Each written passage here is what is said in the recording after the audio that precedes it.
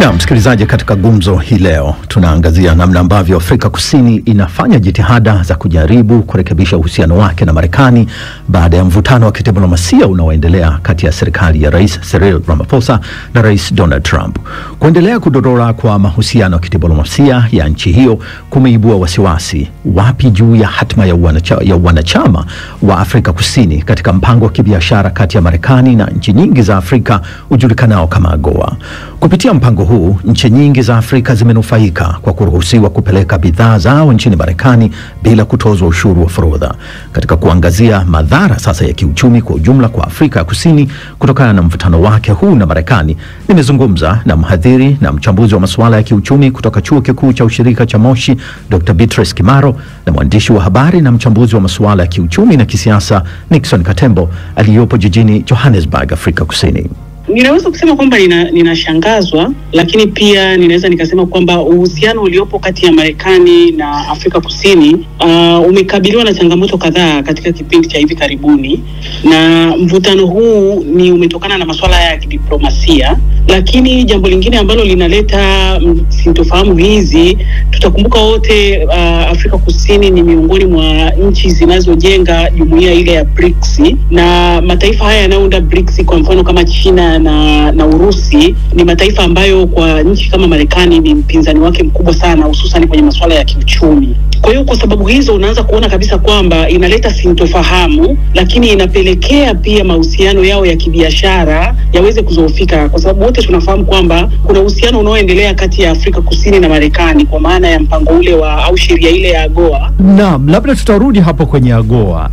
Nije kwako bwana Katembo. Unahisi kama Afrika ya Kusini inaonewa kwa namna moja au nyingine? Ukiangalia kwa mtazamo wa kidiplomasia na kiitikadi, unaweza kusema kwamba Afrika Kusini inaonewa, na inaonewa kwa maana kuwa Marekani ni taifa kubwa ulimwenguni na ni taifa ambalo kama alivyozungumzia Dr. Beatrice linaendelea kupoteza nguvu kutokana na muundo mpya wa jumuiya ya BRICS kujikita sana katika masuala ya ushirikiano wa kiuchumi kati ya mataifa haya na kuipiku jumuiya ya G7, yale mataifa 7 tajiri duniani. Sasa ukilinganisha BRICS na G7, unakuta kwamba kumekuwa utofauti mkubwa sana, kwamba uzalishaji zaidi wa bidhaa pamoja na biashara nyingi zimeanza kufanyika kati ya mataifa ya BRICS. Sasa labda nije kwako Beatrice, hii adhabu ambayo Marekani inaona inaiwekea Afrika Kusini ni kama vile inaongezeka kila siku,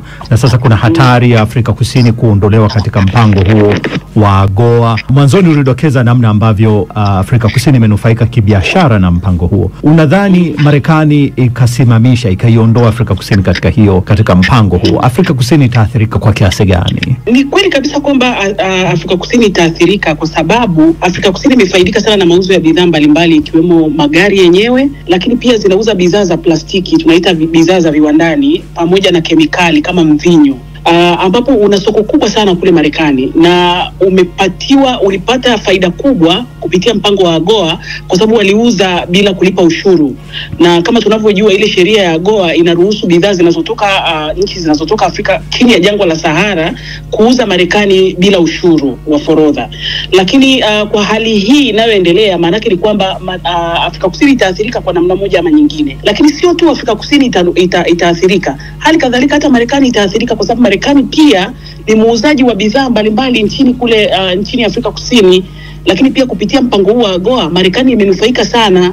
Kwa hiyo tunaweza kusema kwamba sio tu Afrika Kusini itaathirika, lakini pia hata Marekani na yenyewe inaweza kuathirika kwa namna moja ama nyingine. Labda nirudi kwako Katembo. Sasa inaonekana kama vile kila kukicha Marekani inatafuta namna ya kuiadhibu Afrika Kusini.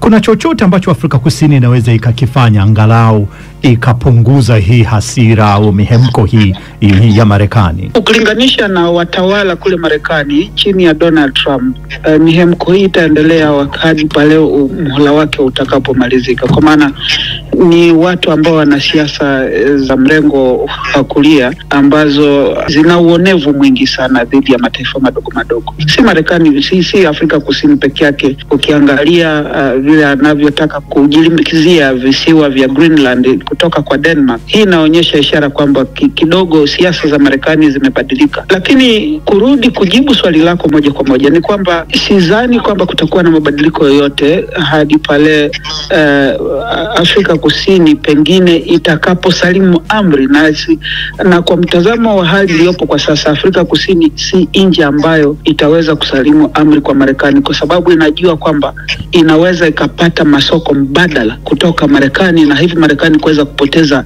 nafasi yake ya kufanya biashara nchini Afrika Kusini. Labda kwa sababu ya muda nimalizie kwako Dr. Beatrice. Waswahili wanasema ukiona mwenzako ananyolewa wewe inabidi uanze kutia maji. Hichi ambacho Marekani inakifanyia Afrika Kusini ni kitu ambacho Afrika ione hichi ni cha wao wawili tu, au ijiandae kwa namna moja au nyingine katika kujipanga hasa kibiashara na uhusiano wao na Marekani, kwamba yeyote anaweza kuwa anafuata sasa baada ya Afrika Kusini? Tukumbuke kwamba mtangazaji, Afrika Kusini haikusimama yenyewe, ilisimama chini ya mpango wa AGOA kupitia ile sheria ya kufanya biashara kati ya Marekani na nchi zilizoko chini ya jangwa la Sahara. Na kupitia mpango huu sio Afrika Kusini peke yake wananufaika nao. Yako mataifa kama Kenya ambapo yameongeza uzalishaji mkubwa sana wa bidhaa kutoka Kenya kwenda Marekani kwa zaidi ya 285. Lakini liko taifa kama Lesotho, iko taifa kama Tanzania ambayo inauza asali pamoja na korosho na imenufaika sana, kwa maana ya kwamba takwimu zinaonyesha wamenufaika kwa zaidi ya 767 kupitia mpango huu wa AGOA. Lakini hata Madagascar na yenyewe pia imenufaika.